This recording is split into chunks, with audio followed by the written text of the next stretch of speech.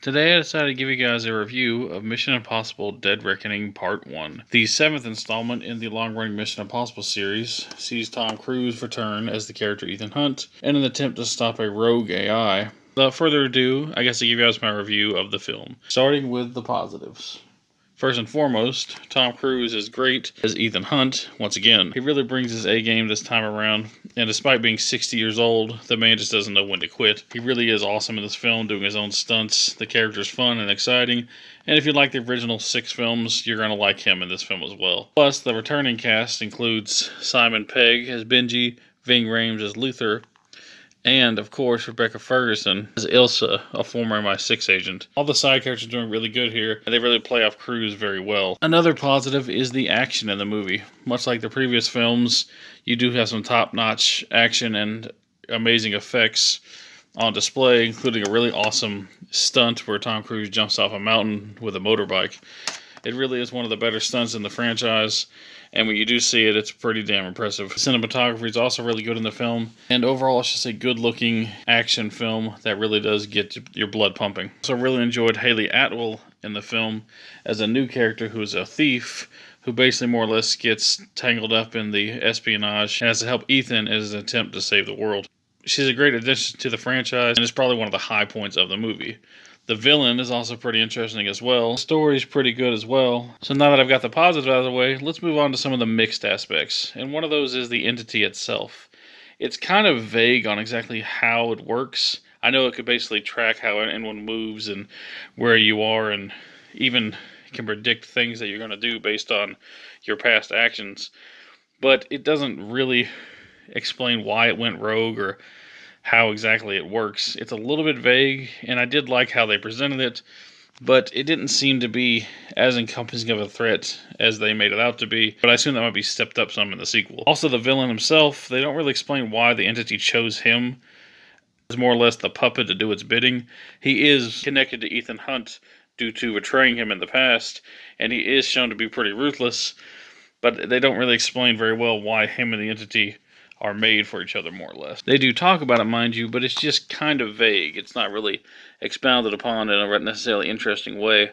But overall, it's still an interesting threat and an interesting villain, but they could have been handled, I think, a little bit better. So now on to the negatives of the film.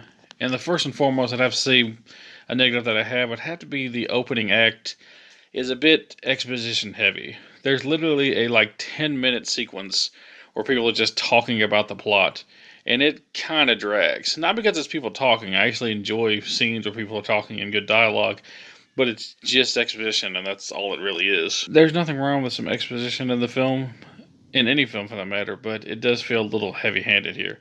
But thankfully the film picks up after those first 20 or so minutes, but they probably could have cut down the runtime by about 10 minutes or so, and just showed us instead of told us. Another negative that I have is that the film being a part 1 does kind of leave you wanting more from the ending. The ending is pretty solid, but, it just kind of cliffhanger, well, there's going to be another one, see you in a year. There's nothing particularly wrong with having a two-parter like that, but it does leave a little something to be desired, and many things about the film aren't answered.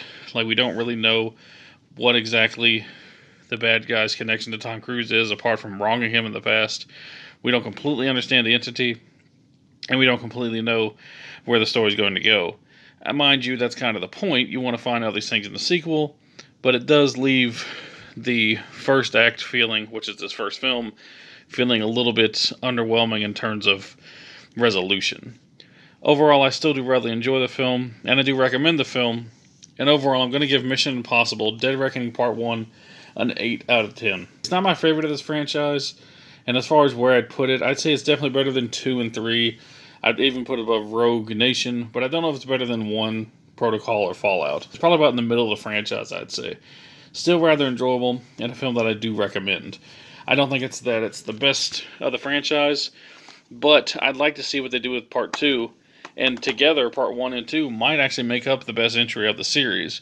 But it's a little too early to tell, and it does feel like half of a story. A really good half, mind you, but a first half nonetheless. That's my review of Dead Reckoning Part 1. I kept this one pretty much spoiler-free. It's still in theaters, and I do recommend that you see it. It's very entertaining. It's really fun. Tom Cruise is just firing on all cylinders yet again. I don't know if any film in this franchise will ever come close to the original, which is still my favorite, 96's Mission Impossible. But this new one is really solid, and I'd say it's one of the better of the more modern Mission Impossible films. Definitely above Rogue Nation, and probably close to these two. Well, I thank you all for watching. That's my review of the film, and peace out.